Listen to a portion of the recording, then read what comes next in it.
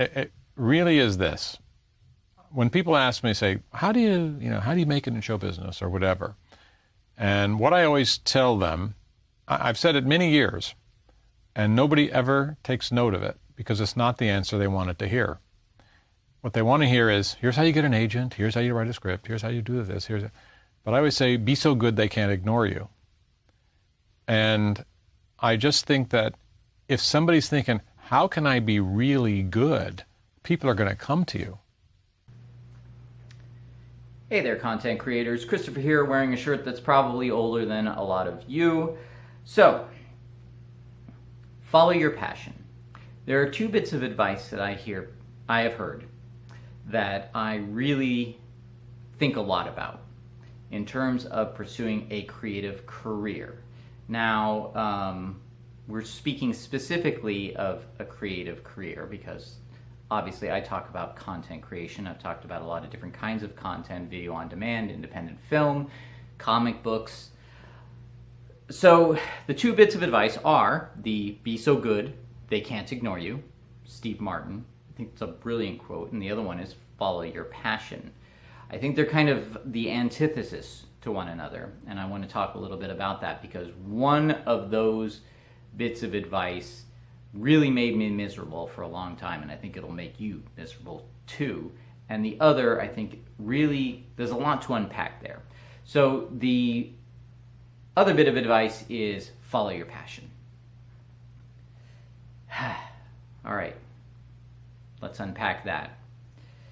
So what is following your passion? In my mind, and what I've seen a lot of creative types do is they become passionate about something not because it is something that as they learn it, it becomes all-consuming and they become more and more excited about it. We'll get to that. We're going to get to that with the be so good they can't ignore you part. What they think following your passion is they've seen something cool. They've seen cool films, cool comic books, cool TV shows, a cool actor, a cool artist, and they think, I want to be cool like that. So they mistake their excitement for other artists to be their passion. So, you may be a fan of, slasher films, photography, oil painting, and you think, yeah, that's my passion. That's what I want to do. I want to be like X director or photographer or songwriter. And then you start to pursue that with the idea that you're going to be that same level of creativity, that same level of genius, without actually understanding how those creative people arrived to the place that they did, how they had the style that they did.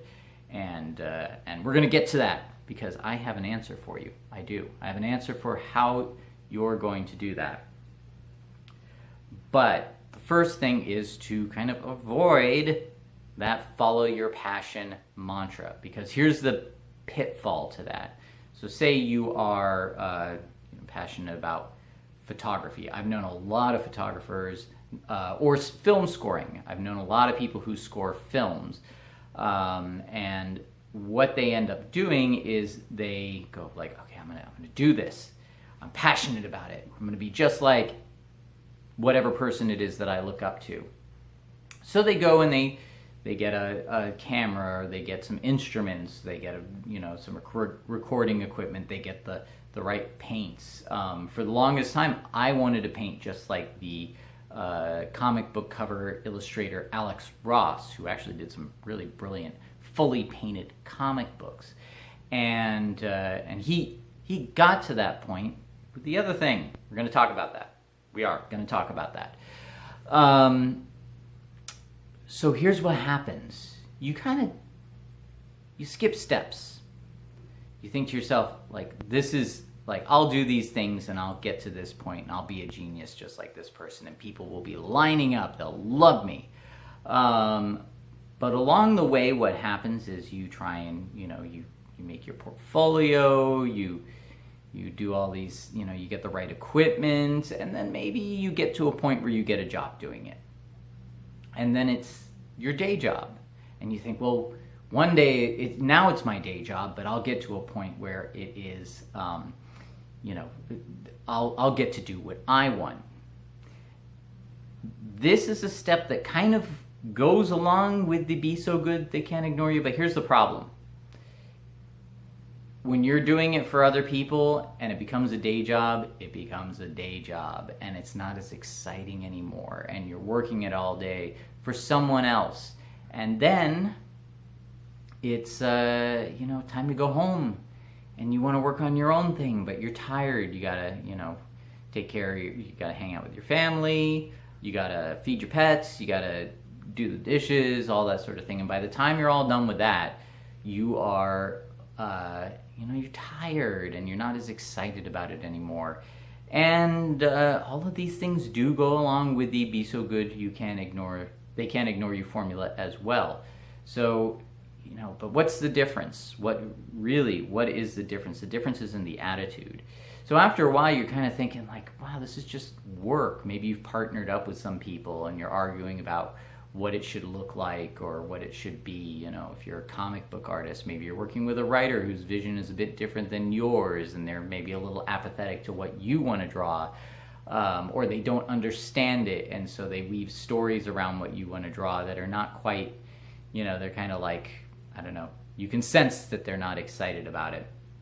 So after a while, it just becomes this, just like everything else, I got to do this. I'm not really excited about it anymore. I'm not really excited about these people that I have to work with, blah, blah, blah. So, all right. So how is that different than be so good they can't ignore you? Well, the difference is vision. So what do I mean by that? Well, with Follow Your Passion, you're thinking about, it would be so great if I had a career as. With Be So Good They Can't Ignore You, what you're talking about is, I have a vision of how something could be better. So I'm going to tell you a little story about my love of a film I never saw. When I was younger, I saw clips from and trailers for the 1960s sci-fi cheesecake, whatever, Barbarella. But I never saw it.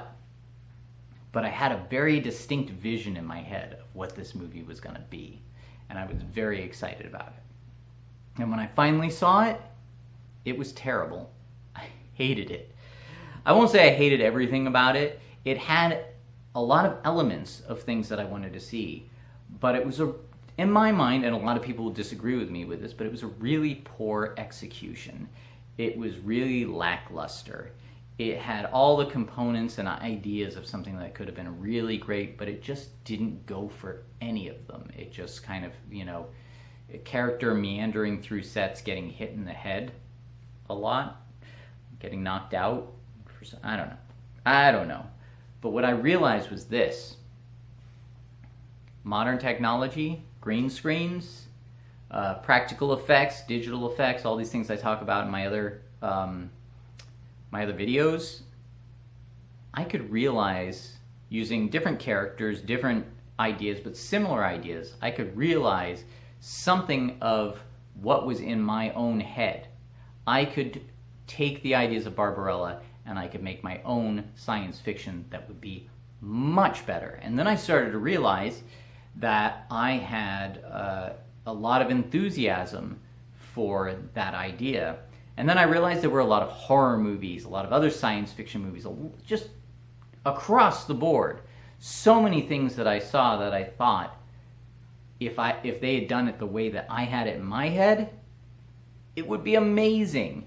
And then I started to realize that the reason that I wanted to make films was because the films that I wanted to see hadn't been made yet.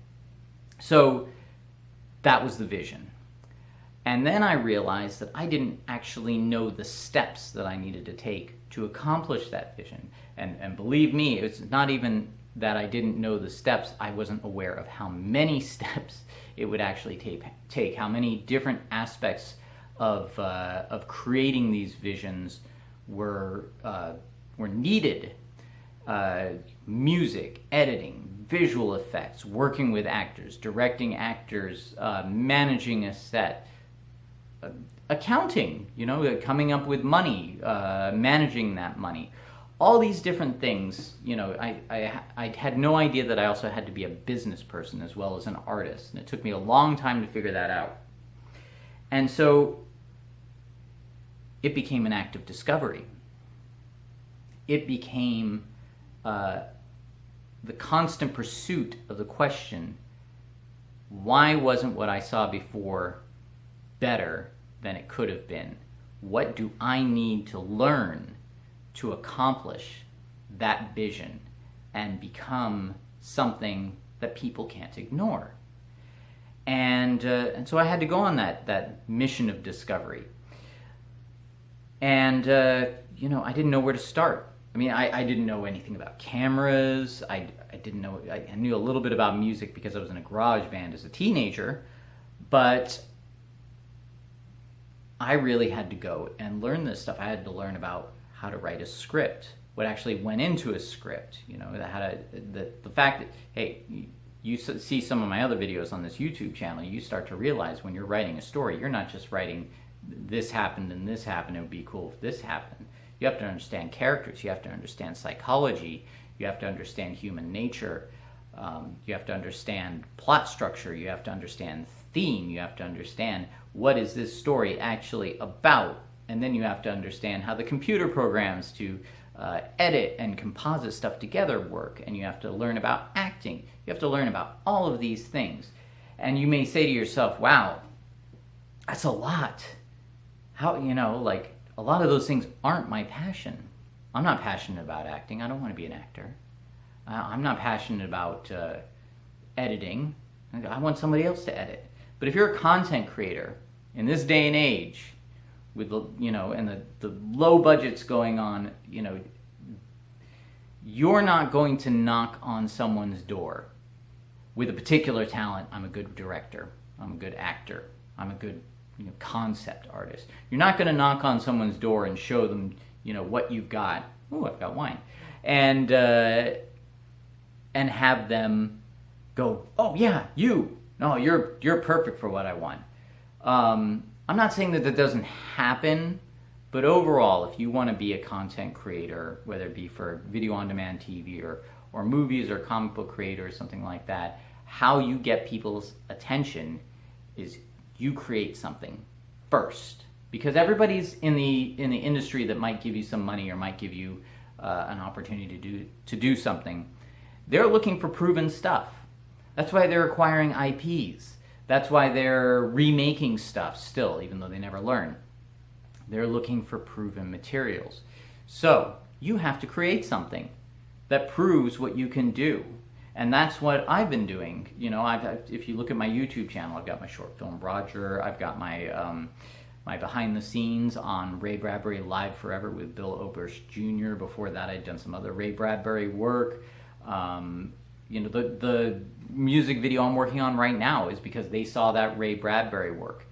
It's kind of like being an actor too. With an actor, in my interview with Doug Tate, also on this YouTube channel, he said credit is everything. You can show up, do the job, get the paycheck, and if they don't credit you, the next job doesn't come, because they look at the next job or they look at your previous work and they go, okay, this guy is proven. We can count on this person to get us where we need to go with our content. That's what being so good they can't ignore you really means. And it's not about following your passion. It's about being willing to put into the work. And when you put in that work, as you learn, as you start to get it, as you start to understand how all of these different things are putting you on the path to accomplishing that vision, that's very important, that vision, you will become excited about all of these different things, all these different aspects. And what they will also do is they will give you relief from the monotony of just focusing on one of those things. You want to just do photography, you want to just be a composer. even those specific things operate in this way. If you want to be a photographer, you have to have a vision of what great photography is, how you see photography and what it can be that will excite you, and you have to learn what's going to bring you to that vision so you can accomplish that vision. And then people look at your photography and go, we need that photographer because that is what's attracting people, and we need that, and nobody else can get us that. That's what having a style is. Same with composing. John Williams is one of the world's greatest composers because he understands inside and out every aspect of music and how to utilize it to accomplish a vision of what John Williams thinks great music is. And he has applied it to so many classic movies where people we want it like John Williams. And you can see the difference between John Williams and other composers. There are other great composers out there, but John Williams dominates because he knows it inside and out. So if you're going to be a content creator, you have to be this person. You have to have a vision, and you have to learn what it is that's going to get you to that vision. And I guarantee it, if you do the work, if you put in the work, if you inch closer, and you're going to have a lot of failures. Hey, for every success I've had, I've got like 10,000 failures that I'm going to try and make sure that nobody sees. So yeah, it's about, again, I can't stress it enough. You realize, you take the steps towards realizing your vision, you do the work, you learn the proper steps, you learn the rules, you learn the process, and along the way you become more excited. The more you understand it, the more you're able to utilize it, the more flexible you become with it. You can learn to break some rules, and then you get to that point, you get to that vision, you have your style, your signature, and even then, it's not a guarantee that someone won't be better. But I don't actually think it's about being the best.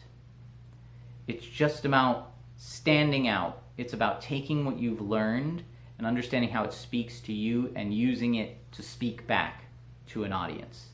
And when that audience starts to respond, then you're proven. And as that audience grows and people talk about your work, and then people do, fan art is the best, but when people start to emulate what you do, ask you questions, that's when you're an expert. That's when you're an authority on what you do. And you're the only authority on it because it's what you do specifically. Just like what I do is what I do specifically. And people will try and you'll get people, they'll kind of come in and they'll try and latch onto it and go, well, maybe if we made it a little bit more like this, or made it conform a little bit more like this, and it would be more marketable and that sort of thing. And you kind of got to watch out for that because it's a slippery slope. And yes, part of that is audience response or reader response or whatever, music response. You got to look at how your audience is responding and adjust. That's part of the craft. But you also have to have faith in what you do. I always say, this is my personal mantra, have faith in art. This is why I always tell people, don't worry about politics, worry about values. What are your values? Understand what your values are and inject that into your work. And those values will come through in your work in a non-preachy way. That's, again, the difference between art and propaganda, which I am making notes for a specific video as well about art versus propaganda. This one's a little more shoot from the hip. So anyway, I think that's all I'll say about that. I could go on. I could tell you stories about when I was following my passion versus when I was thinking about how am I going to be so good that people can't ignore me. But I think you get the idea. I think you understand. You're smart people, and I want you to do that. So I always feel like I'm leaving something out. I've recorded this video about 10 times, by the way. It's really hard to articulate it, but I think I've hit it right this time. I've only had a few sips of wine, too. Is that YouTube friendly? Should I be doing that? Maybe I should have held off on that until I stop the video. Anyway, more videos coming soon. Thank you so much for hanging in there and listening. I hope this helps you. Again, it is about being so good they can't ignore you, sticking to your guns, sticking to your vision, being flexible, but understanding that you are creating a style. And one last thing. Along the way, you will get people who will second guess what you're doing. They won't understand your vision.